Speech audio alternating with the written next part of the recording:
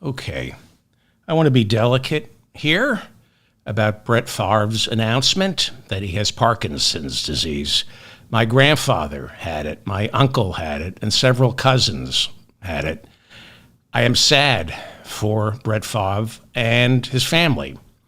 But the timing of his announcement in front of Congress yesterday is highly suspicious. I want to give him the benefit of the doubt, but it's hard. My listeners down in Mississippi know what I'm talking about. Brett Favre was on Capitol Hill yesterday to testify about welfare fraud. The Republican-controlled House Ways and Means Committee invited him to hold, when they were holding hearings yesterday on welfare fraud, in order to show why welfare should be cut in the 2025 budget, why families can't be trusted, why welfare providers can't be trusted, why Americans in need should be denied welfare. And Brett Favre was brought in as an expert witness to testify about welfare fraud, even though he's on trial right now, very quietly, for welfare fraud. He and his Republican friends are spinning his story. Part of his testimony yesterday was to depict him as an unwitting accomplice in a massive welfare fraud scheme to rip off poor people in Mississippi. Mississippi, one of the poorest, if not poorest, states in the Union. I wish him well, but I find it suspicious that he chose a congressional committee looking into welfare fraud to announce his Parkinson's disease. If this was an attempt to spin the story, congratulations, he succeeded. More on Brett Favre later on in the show. And I know I'm probably mispronouncing. It's one of those names that I have trouble with. This is the Mop-Up for September 25th, 2024. I'm David Feldman in New York City. Thank you for finding me. Please remember to like this episode so I remain in your feed. And of course, the best way to help is to share this episode. We're doing a debate watch party October 1st. The link, the registration link, is in the description of this show, or go to shopdavidfeldman.com or davidfeldmanshow.com for the registration link. I'll talk more about that later on. Missouri put to death 55-year-old Marcellus Williams Tuesday night for the 1998 stabbing of a female journalist. The lethal injection went ahead, despite pleas from the prosecutor, who said although Williams was convicted, there wasn't sufficient evidence to prove his guilt. Relatives of the victim also asked that Williams be spared. He wasn't. NAACP President Derek Johnson said after the execution, "Tonight, Missouri lynched another innocent black man." Missouri reinstated the death penalty in 1989, and Williams is now the 100th inmate in Missouri to be executed since. In Huntsville, Texas, also on Tuesday, Texas put to death a 31-year-old man convicted of killing his 3-month-old son. According to the Associated Press, 5 inmates have been scheduled to be executed over the course of a week here in America, starting last Friday, when South Carolina executed a 46-year-old man for the 1997 murder that took place during a convenience store robbery. 2 more executions are expected to take place later in the week. All states, all pro-life red states, where it's impossible for a woman to get an abortion. During a speech before the UN General Assembly on Tuesday, the president of Iran said Israel's attacks on Lebanon cannot go unanswered.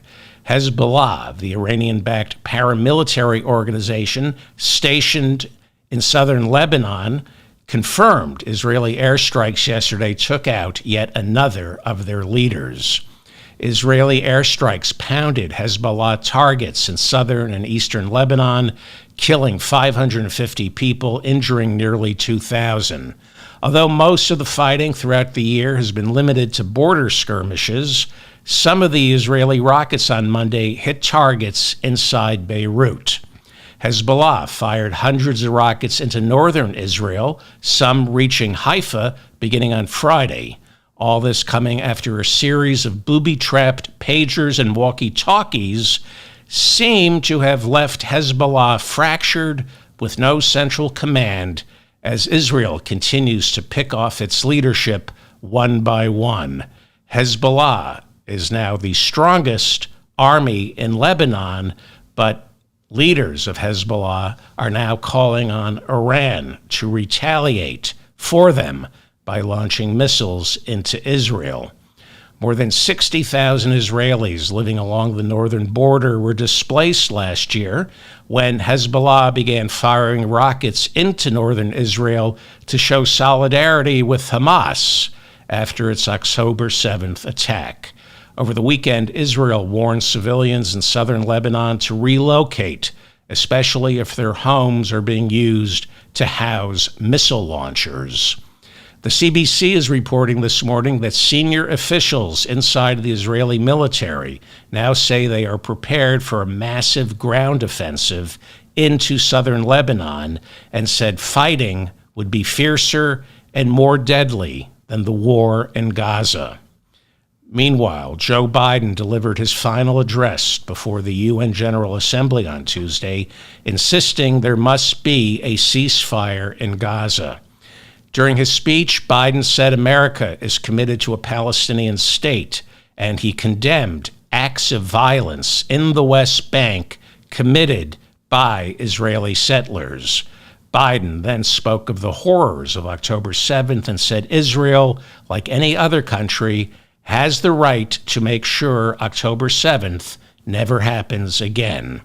Biden has been promising a ceasefire for months, but so far nothing has materialized.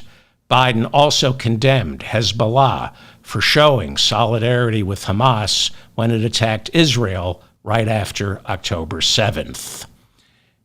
It's now been 31 months since Russia invaded Ukraine. During a campaign stop in Georgia on Tuesday, Donald Trump blamed the Biden administration for Putin's invasion, saying it never would have happened if Trump had been president. Then Trump said, quote, "We got to get out of Ukraine." Trump accused Ukrainian President Volodymyr Zelensky of wanting Kamala Harris to win in November. Trump implied Ukraine was going to lose because he said you cannot beat the Russians. He said it's impossible. He said Hitler and Napoleon both learned that the hard way. Reuters reports that 2024 is turning out to be Phoenix, Arizona's deadliest year on record when it comes to heat-related fatalities, with nearly 700 dead so far. Last year saw 645 heat-related deaths in the Phoenix area. Meanwhile, Phoenix just smashed through another record, now going 113 straight days with temperatures in excess of 100 degrees Fahrenheit.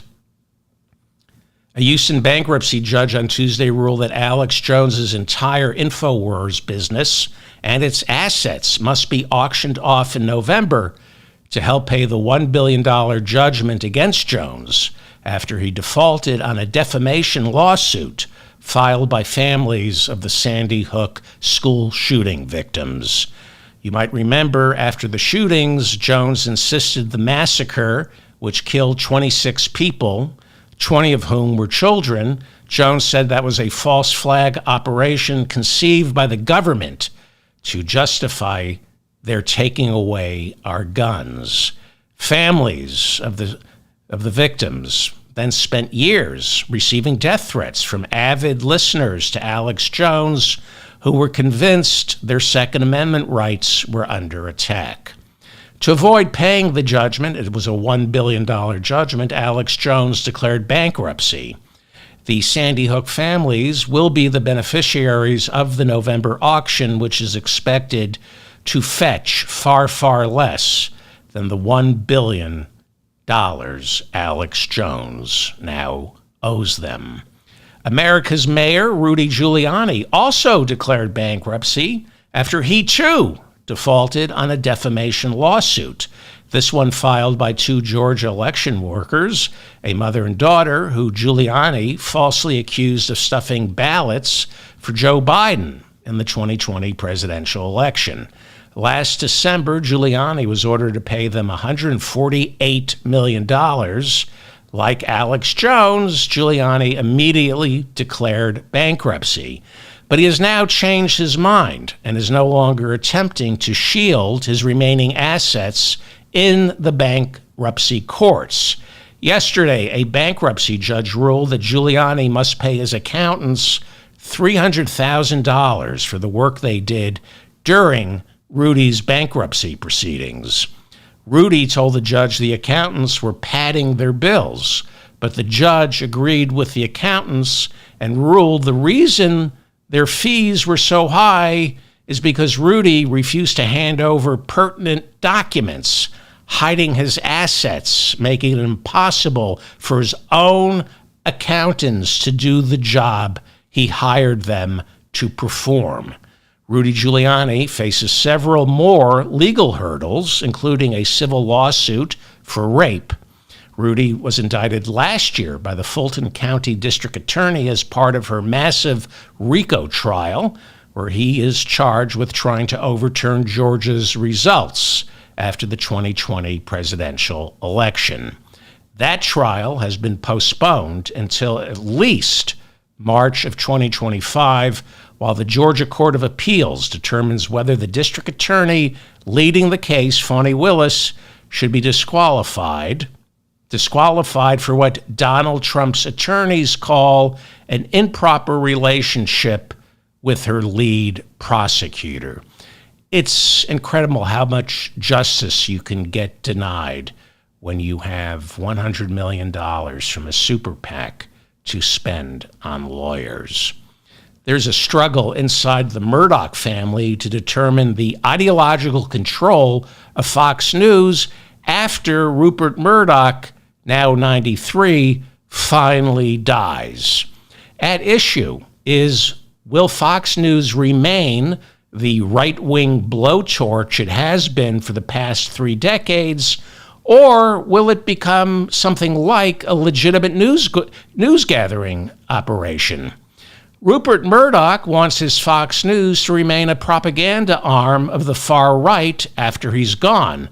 And to ensure that, he's going to court to rewrite his will, making sure that the person in charge after he's dead is his eldest son, Lachlan, who shares his father's rancid politics. Rupert Murdoch right now is before a Nevada judge, trying to rewrite his will so that Lachlan Murdoch gains voting control over the family trust, thereby giving no say in Fox News's ideological direction to his more liberal and younger siblings, James, Prudence, and Elizabeth. James Murdoch has endorsed Biden and Harris. He's held fundraisers for them. And while distancing himself from Fox News, now says he wants control over the network once his father dies. Lawyers for James Murdoch, he would be the younger son, and James Murdoch's siblings, lawyers for them argue that the irrevocable family trust was established in 1999, and it's just that, irrevocable. But Rupert Murdoch is trying to change it. Should Rupert fail in rewriting his will, James Murdoch, the younger son, would be able to form a voting bloc with his 3 sisters, thereby moving Fox News towards legitimacy and leaving the older son, Lachlan Murdoch, played by Jeremy Strong, out of a job. The Biden administration's Justice Department and Federal Trade Commission continue to wage their quiet war on America's monopolies. Last week, Lena Khan, the head of the FTC, filed a lawsuit to rein in the monopolistic power of pharmacy benefit managers who drive up the costs of life-saving drugs like insulin. On Tuesday, the Biden Justice Department filed a lawsuit against credit card behemoth Visa, accusing it of stifling competition while taking advantage of businesses and customers with their excessive fees. Attorney General Merrick Garland announced the civil lawsuit Monday, accusing Visa of amassing way too much power over merchants and credit card holders, and he charged they use that power to extract billions of dollars in fees that must be paid because Visa customers have no place else to go. Many leading economists, as well as President Biden and Vice President Harris, now say much of the inflation we've experienced in the past 3 years has less to do with government spending and more to do with large corporations stifling competition. Then, being the only game in town, they find themselves able to charge whatever they want. A good argument could be made that instead of relying on the Federal Reserve to raise interest rates, a more effective way of tackling inflation would be a Federal Trade Commission and a Justice Department aggressively blocking the concentration of corporate wealth and power. That would bring down prices. For example, the only reason you're paying more right now for video games is Microsoft was allowed to purchase Activision, and now Microsoft can charge pretty much whatever they want for their subscription services for video games. It's not as though the price of labor and commodities that go into the manufacturing of video games suddenly became so expensive that Microsoft had no choice but to pass the costs along to the consumer. They can raise prices and get away with it. That's the only reason Microsoft is now charging more for video games. The Biden administration tried last year to block Microsoft's acquisition of Activision, but a federal court late last year ruled in favor of Microsoft. Former NFL quarterback Brett Favre announced he was recently diagnosed with Parkinson's disease. We wish him well, and I hope, much like Muhammad Ali's battle with Parkinson's disease, doctors will continue to examine the heavy toll blows to the head take in the lives of athletes who engage in contact sports.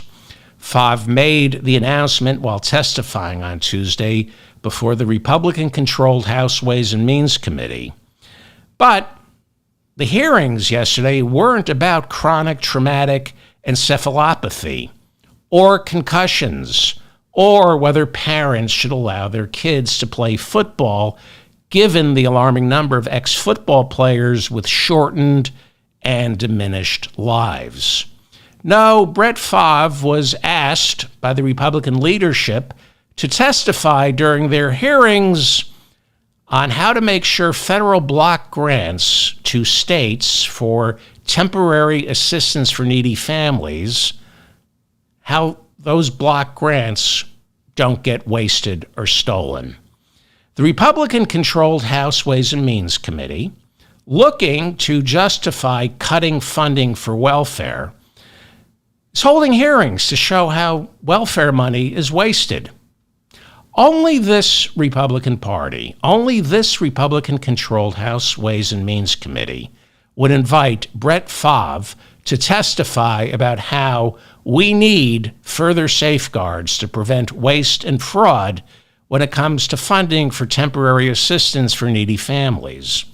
My listeners in Mississippi know what I'm talking about.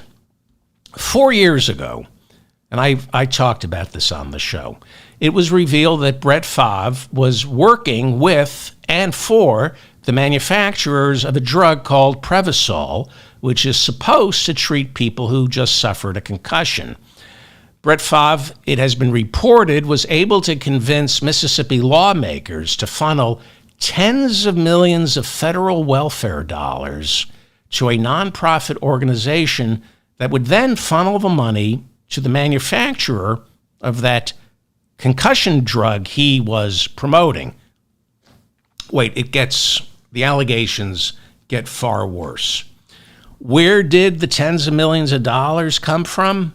A federal block grant designated for temporary assistance for needy families. That would be welfare. Temporary assistance for needy families is welfare.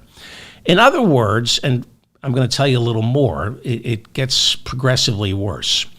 Brett Favre convinced the government of Mississippi to divert federal money earmarked for welfare and then hand it over to the company he was promoting. The Mississippi state auditor called this, quote, the largest public embezzlement case in state history. Brett Favre was questioned by the FBI after the Mississippi Department of Human Services took $1.1 million earmarked for families in need and instead gave it to Brett Favre to deliver 2 speeches that he never gave. He took $1.1 million from welfare families in Mississippi to deliver 2 speeches that he never gave. The government of Mississippi agreed not to press charges after Favre promised to pay it all back. But the state of Mississippi says he still owes them more than $200,000. Mississippi Today reported that Brett Favre conspired with the then governor of Mississippi, Phil Bryant, to take $5 million earmarked for welfare families and instead use it to build a volleyball stadium at his daughter's college, the University of Southern Mississippi. I think that's a story some of you might be familiar with. Brett Favre's daughter was on the volleyball team there, and the conditions of the arena just broke his heart. In an ongoing civil suit, so he arranged for $5 million earmarked for welfare to be taken and handed over to his daughter's university to build a volleyball arena. Volleyball. In an ongoing civil suit Brett Favre is named in, the NFL great is also accused of convincing the state of Mississippi to take $2 million, part of the federal government's block grant for needy families, and instead invest that money in a business that Brett Favre was also invested in. And just in case you think Brett Favre had no idea what he was doing, during discovery in that civil lawsuit, several texts from Brett Favre were uncovered that prove highly problematic for the civil lawsuit he's currently in. For example, in one text to the governor, Brett Favre writes, quote, if you were to pay me, is there any way the media can find out where it came from and how much? The governor wrote back, no, nobody will find out. And Brett said, hot dog, and he took the money. And there he was yesterday, Brett Favre, brought before the Republican-controlled House Ways and Means Committee to testify about government waste and fraud in block welfare grants, testifying, helping build a case for cutting welfare for needy families because the money never goes where it's supposed to.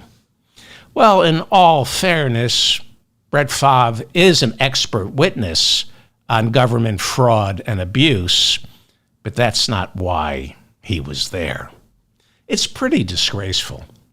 Republican Jason Smith chairs the House Ways and Means Committee. He's also one of the lead investigators in the Biden impeachment inquiry.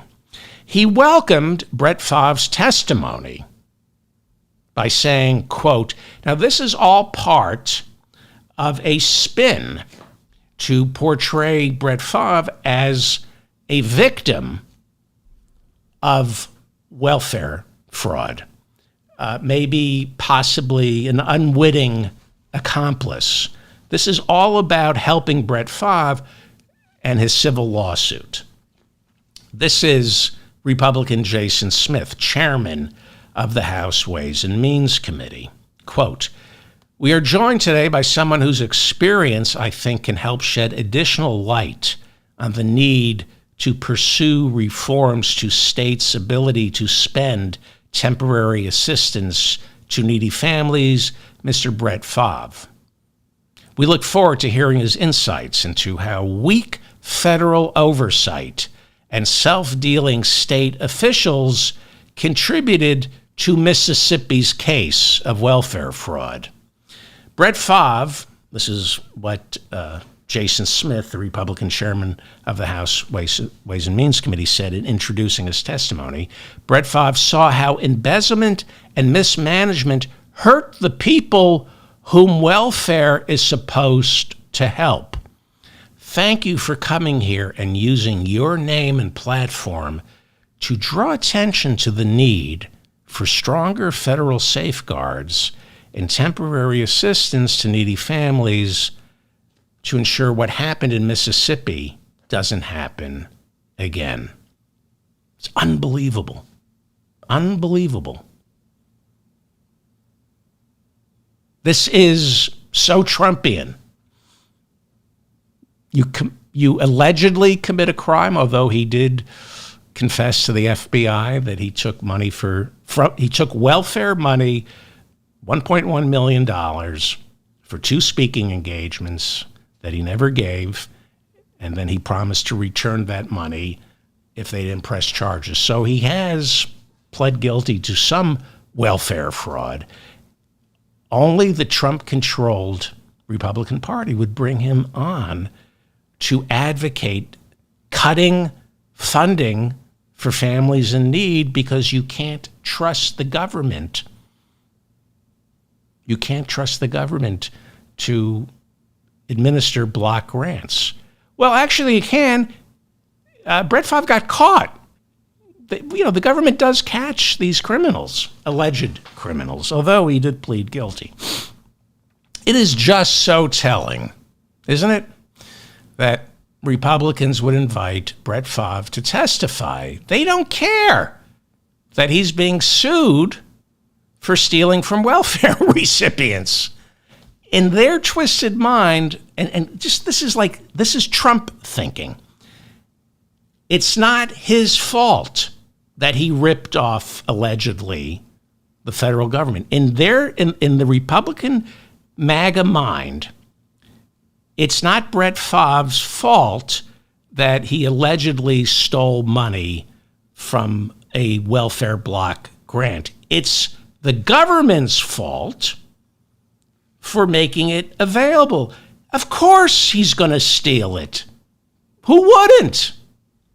Jason Smith, the Republican chairman of the House Ways and Means Committee, couldn't possibly fathom that the person who stole the money is to blame, because then you'd have to blame Donald Trump for the money he steals. No, it's the government's fault for trying to help needy families. Now, this brings me to the Parkinson's disease. Again, this was not a hearing about concussions. This was a hearing about welfare fraud. Well, if you watch the hearings, Brett Favre saw the faces of the Democrats salivating, waiting to pounce on him and bring up the welfare fraud.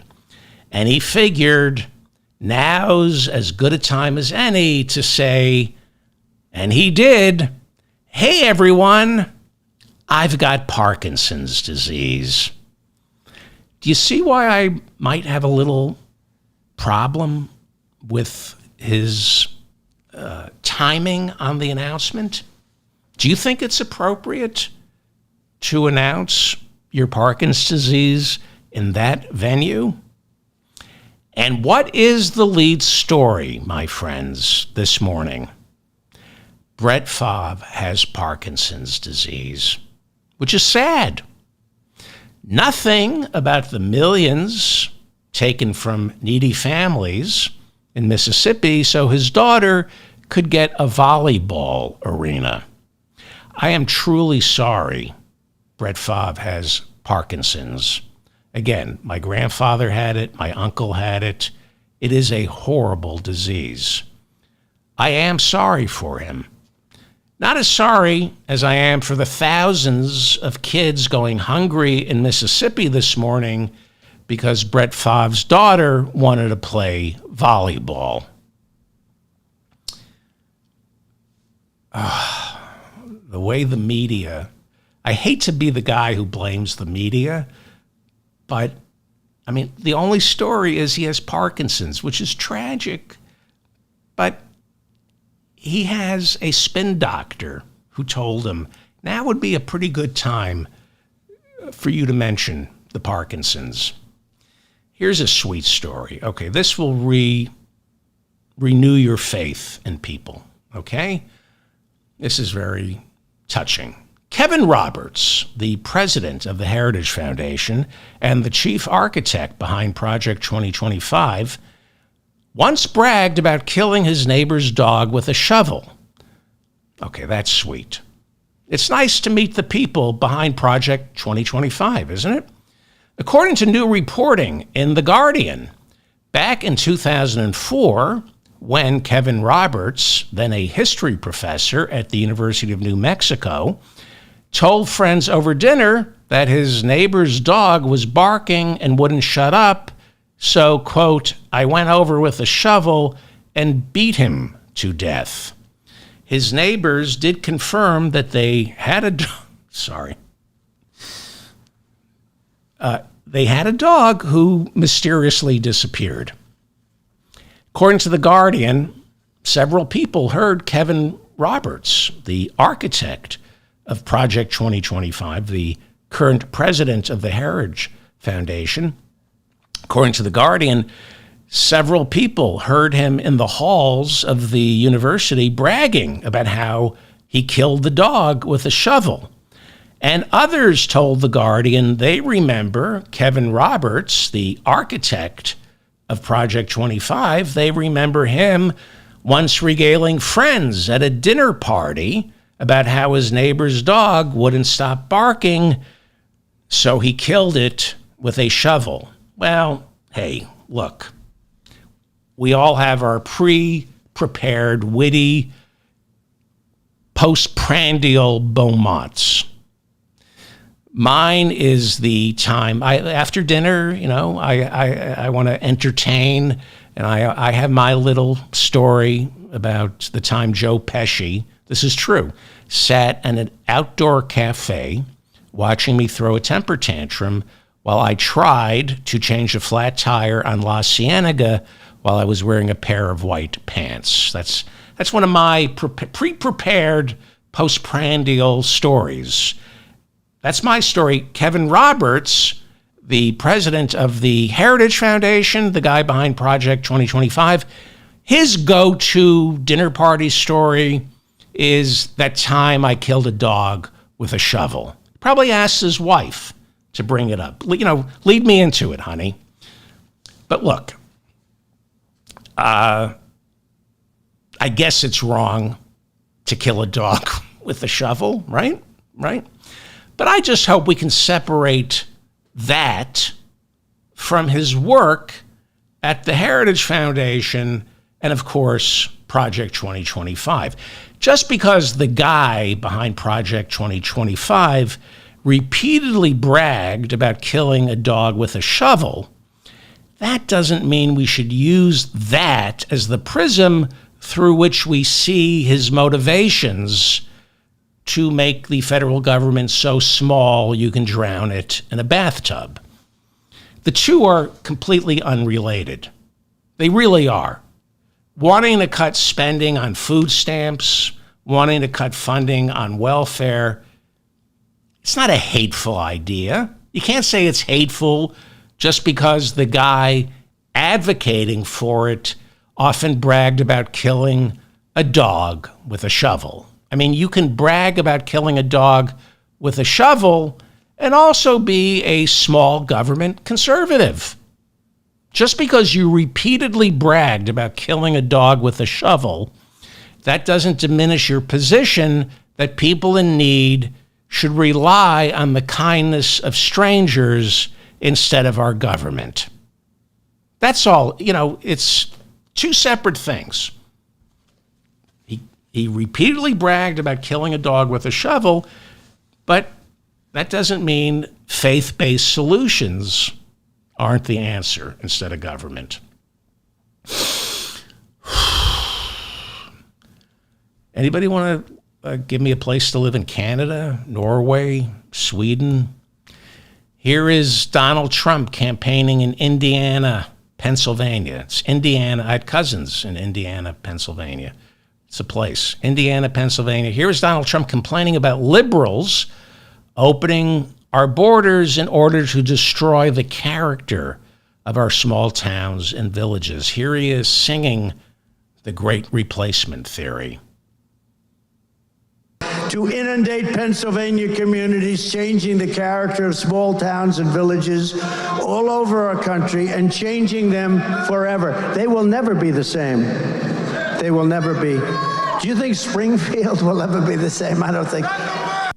Will Springfield, Ohio, ever be the same? He says it will never be the same. Well, it won't be, since Trump and J.D. Vance began spreading the lie that Haitians living there are eating cats and dogs. It'll never be the same since he began spreading that lie. Businesses, schools, and government offices have had to be evacuated, swept for explosives, as more than 30 state troopers have been assigned to Springfield, Ohio, to protect citizens from nonstop death threats. But let's continue. Here is Donald Trump talking about those 15,000 Haitian immigrants in this country legally. Here he is talking about the 15,000 Haitians living and working in Springfield, Ohio. 15,000 Haitians in this country legally invited to live and work in Springfield, Ohio. 15,000 Haitian immigrants who the Republican governor of Ohio calls a gift to the state because Ohio needs more people living and working there to prop up both the economy and the tax base. Here's what Donald Trump said 2 days ago. Even though the police, the mayor, the governor, the business leaders have all asked Donald Trump to stop lying about the Haitians in Springfield. Even after J.D. Vance admitted last week that he lied about them eating pets. Even with hate crimes against Haitians on the rise because of these lies, here is what Donald Trump said 2 days ago to his crowd in Pennsylvania. The fact is, and I'll say it now, you have to get him the hell out. You have to get him out. I'm sorry. To get him out. Can't have it. Can't have it. They've destroyed it. These people are wearing hard hats behind him. What are they protecting? What are they protecting? It's like putting a piece of human excrement in a safe, these people wearing a hard hat. They destroyed Springfield. Who destroyed it? Who? The blacks. The blacks. According to a new survey conducted by the Associated Press, more Republicans trust Donald Trump for information than any other source of news. Republicans trust Donald Trump's news about election results more than they do government election officials. More than the government, more than any news organization, more than any other institution, Republicans, a majority of Republicans, trust Donald Trump for news and information more than any other news source, which explains why his crowd in Pennsylvania responded to Trump's call to deport the Haitians with chants of "get them out." What are these echoes of? These are echoes of 1933 Berlin.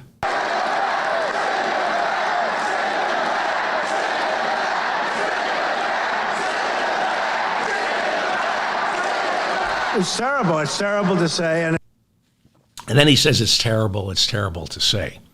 He says it's terrible to say. He knows it's terrible to say. And he's been saying it's terrible to say. He's been saying it's terrible to say a lot. When he talks about mass deportations, he says it's terrible to say, but I have to say it. That's what he says. It's terrible to say, but I have to say it because in order to win, I have to prey on your basest instincts. Patty Chayefsky wrote the movie Network. I assume most of my listeners have seen Network 10 times. If Patty Chayefsky were alive to see Donald Trump, he would drop dead. Lawyers for the Haitian Bridge Alliance yesterday filed a brief urging prosecutors in Springfield, Ohio, to file charges against J.D. Vance and Donald Trump, criminal charges for willfully spreading lies about Haitian immigrants, even after they were asked to stop because those lies were causing damage to the city of Springfield and the immigrants. This is a request for criminal charges. This isn't a civil lawsuit. Lawyers filing the request for criminal prosecution, you can do this in Ohio. Outside groups can file a request for the prosecutor to file criminal charges. Now, lawyers on behalf of the Haitian immigrants requesting criminal prosecution of J.D. Vance and Donald Trump said in their memo what I've been saying for the past 2 weeks. They said yesterday the Supreme Court's July 1st ruling on presidential immunity provides no protection to Donald Trump because these acts were committed outside the Oval Office while he was a private citizen. It's beginning to happen. It's beginning to happen. Judge Tanya Chutkan, presiding over Special Counsel Jack Smith's election interference case in Washington, D.C. against Donald Trump, Judge Tanya Chutkan ruled yesterday that Special Counsel Smith can present a detailed synopsis of the evidence against Trump this Thursday. The synopsis will remain sealed, but Judge Chutkan does have the power to make parts of it public if she so chooses. On July 1st, the Supreme Court, in its immunity ruling, sent the election interference case back down to Judge Chutkan for clarification as to which parts of the indictment involve official and unofficial acts as president. To speed along the process, which has already been delayed a year, Special Counsel Jack Smith filed new superseding indictments, which he maintains all fall outside the court's protective umbrella of official acts. He's claiming in the superseding indictments, all these charges involve unofficial acts. Lawyers for Donald Trump argued yesterday that Special Counsel Jack Smith's synopsis of evidence, even though it remains sealed, should not be presented until after the election. There is now growing concern inside the Republican Party that Donald Trump's ground game, having been outsourced to super PACs, the ground game has been outsourced to Elon Musk and Turning Point USA, Charlie Kirk. And there's concern that these two gentlemen are inexperienced and have no idea on how to get out the vote. Many Republicans are privately worried that they see no evidence of any ground game whatsoever in Pennsylvania, which, as the polls tighten, is becoming increasingly determinative of Kamala Harris's chances of defeating Trump. That's what they believe. They believe it all comes down to Pennsylvania. That ship has sailed. I've gone over that. But this is what they believe, the Republicans. Now, as I pointed out on yesterday's show, Donald Trump knows this race will be tight. He knows he's going to lose. He knows this. He can't reverse Kamala Harris's trajectory. And he's poised to lose not just the blue wall, but several other key battleground states.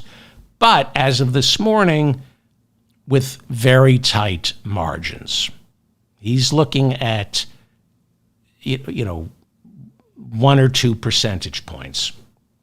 Now, a good ground game, that makes the difference between 1 or as many as 2 percentage points in a swing state. A good ground game will get you 2 extra points sometimes.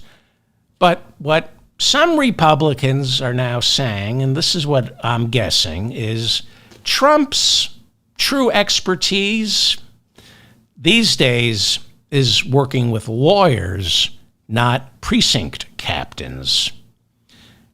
So Trump is, I believe, prepared to continue to spend money on lawyers and less on a ground game. I believe Trump is willing to spend more on lawyers challenging election results than on a ground game that obviates the need for lawyers. You wouldn't need lawyers if you had a good ground game. Over the past 4 years, Trump has become very accustomed to dealing with and bullying and controlling lawyers. He's leaving it to the lawyers to win this. But, where am I? One of the many downsides to this strategy is he's going to lose everything. He's going to lose the election, and he's going to lose all the challenges in the courts.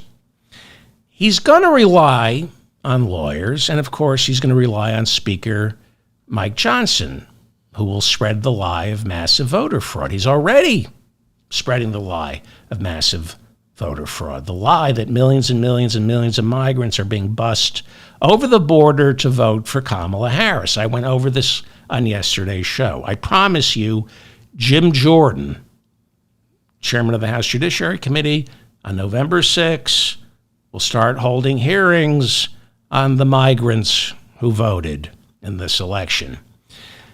But there is now rumbling inside the GOP that Trump is not donating to House Republicans the same way Kamala Harris is donating to House Democrats. There is a massive fundraising gap. Harris is raising way more money than Donald Trump. And House Democrats are raising way more money than House Republicans. House Republicans are feeling the pinch, and they're beginning to realize a lot of them are going to lose. And they're quietly grumbling that Trump is gobbling up the lion's share of donations. And unlike Kamala Harris, he's not donating any of it, none of it, to the down ballot candidates. he's donating nothing to House Republicans. He's not campaigning for them either. He's barely doing rallies for himself. You might remember earlier in the year, he had his daughter-in-law, Lara Trump, who is now co-chair of the Republican Party.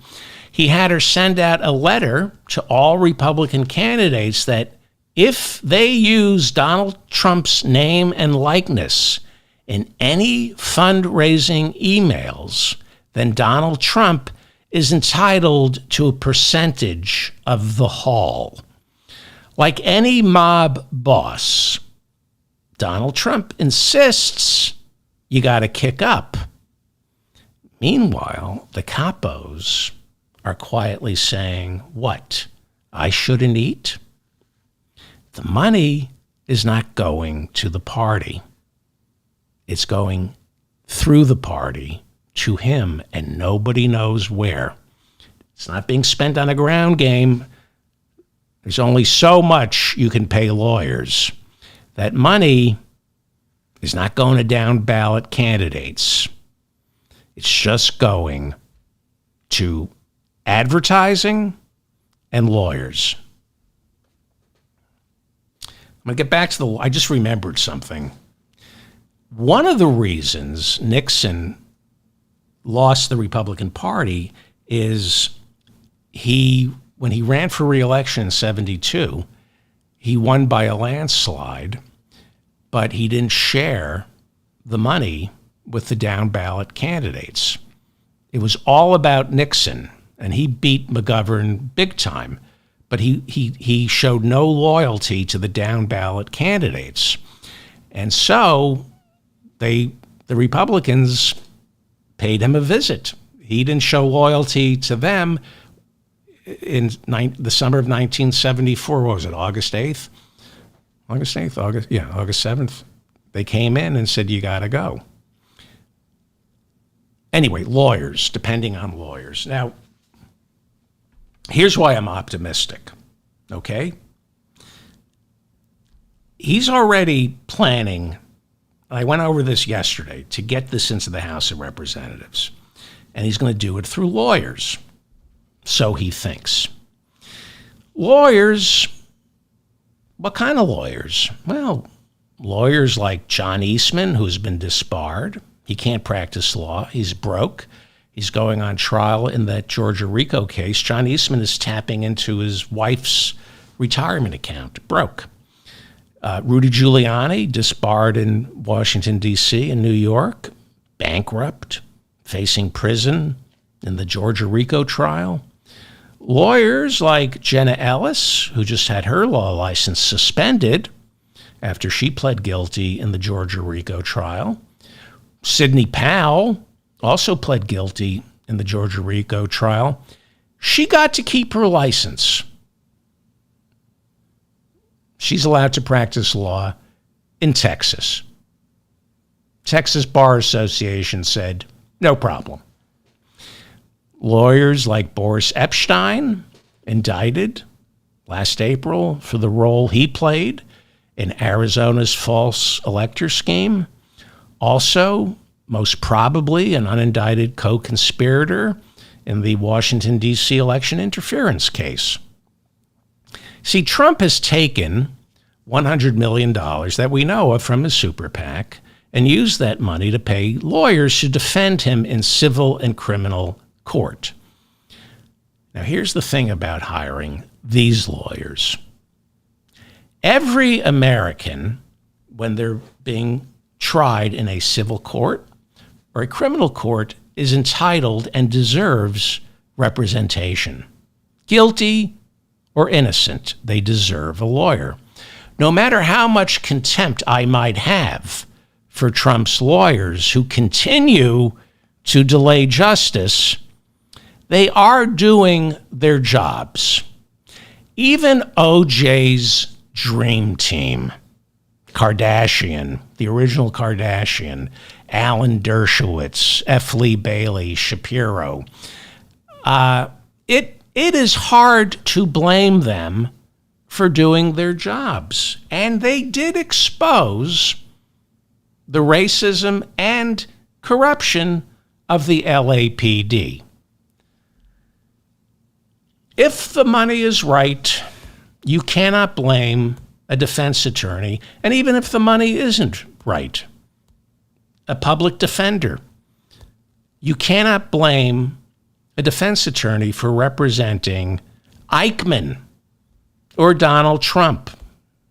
You cannot blame a lawyer for defending Donald Trump in the E. Jean Carroll rape trial, which he lost, or the civil fraud trial, right, which he lost, or the criminal trials that he's delaying, the classified documents case, the election interference case, the Georgia RICO trial, and, of course, the election, the Manhattan hush money case, which he lost. He's appealing it. You cannot blame any of the lawyers for taking him on. Donald Trump is entitled to a defense attorney. If Eichmann deserves a defense attorney, so does Donald Trump. Now, Trump is mistakenly thinking, hey, look what I've done. I've spent $100 million, not my money, to stay out of prison, to delay payment on those civil fraud judgments and the money to E. Jean Carroll. This is fantastic. This is working. I take money from the super PAC and I just have the lawyers delay. I'm winning. I'm staying out of jail and I'm not paying these massive fines. So with the election, I'll just use lawyers. This is what he's thinking. All I need is just enough people to believe there was election fraud. I can get just enough people and then some to believe election fraud. And I'll just use lawyers to take it to the Supreme Court, who will then throw it into the House of Representatives, and I win. But here's the problem. While every American is entitled to a lawyer when charged with a crime or sued in our civil courts, every American is not entitled to a lawyer who will help you try to steal an election. There's a difference.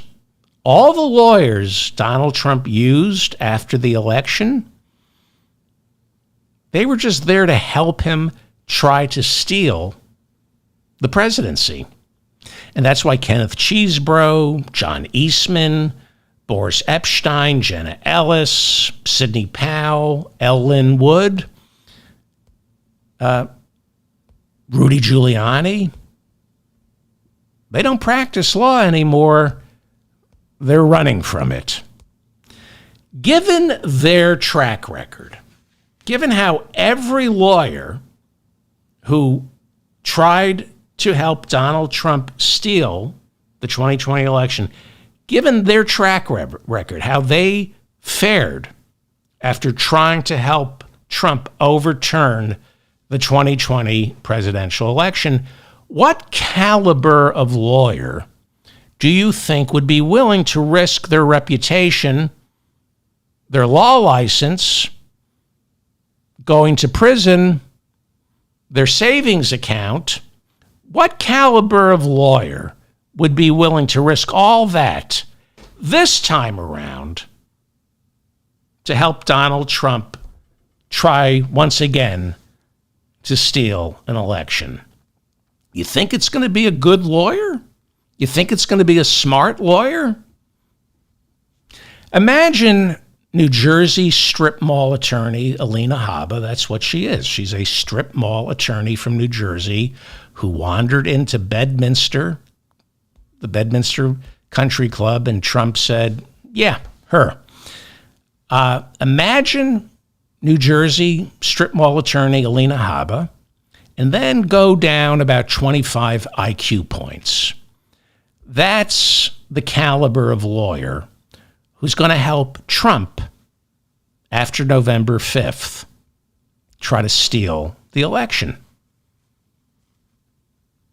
Rudy Giuliani is gonna seem like Oliver Wendell Holmes after Donald Trump brings in the new batch of shysters. Now look, Trump is going to lose because he's stupid and he surrounds himself with people who are even dumber than he is.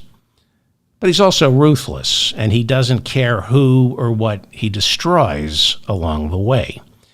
He lost in 2020. He's going to lose in 2024. I promise you Kamala Harris is going to win.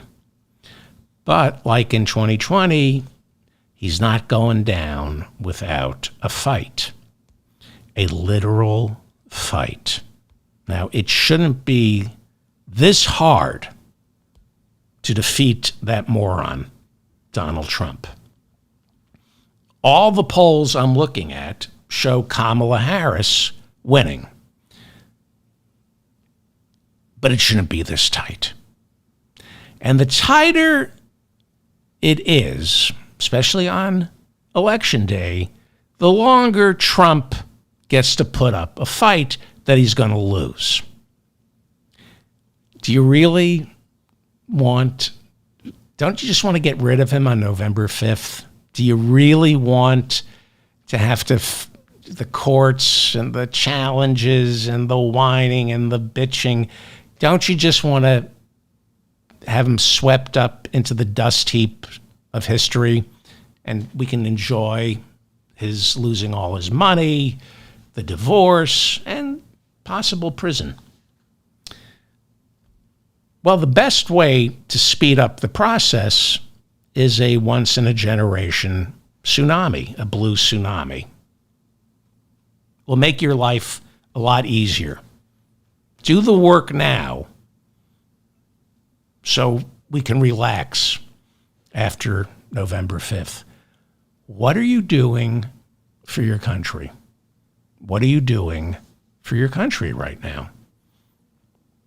Have you called the Democratic Party? You know, Michelle Obama said, don't wait for the party to call you. Call the party. What can you do for the Democratic Party?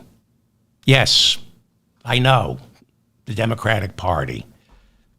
I've got problems with it too. What can you do for the Democratic Party today? Are you phone banking? You know, you don't need to live in North Carolina, Georgia, Arizona, Texas, or Montana to do phone banking. What are you doing? Because the work you do now will be so much easier than the work we're going to have to do after November 5th if this isn't a blue tsunami. I'm David Feldman, reminding you to stay strong and protect the weak. Thank you so much for listening to me. I'm trying to do this show live every morning at 2:30 a.m. Eastern Standard Time. Just think, I go to the dentist, it's tooth hurty. My show is like going to the dentist. It's just that painful. We're doing we're going to do an election watch party, but we're doing a vice presidential debate watch party. Good versus evil. Coach Walsh versus J.D. Vance. It's October 1st. It starts at 8:30 p.m. Doors open at 8:30 p.m. We'll watch the debate starting at 9. We'll play in the chat room, and then afterwards, like we did last time, I will host an audio version of my podcast. None of this will be done on YouTube. It's a private Zoom event. Won't be, and then I'll record parts of it for my audio podcast, and my guests will be you, my listeners. It's an opportunity, once again, to meet my listeners.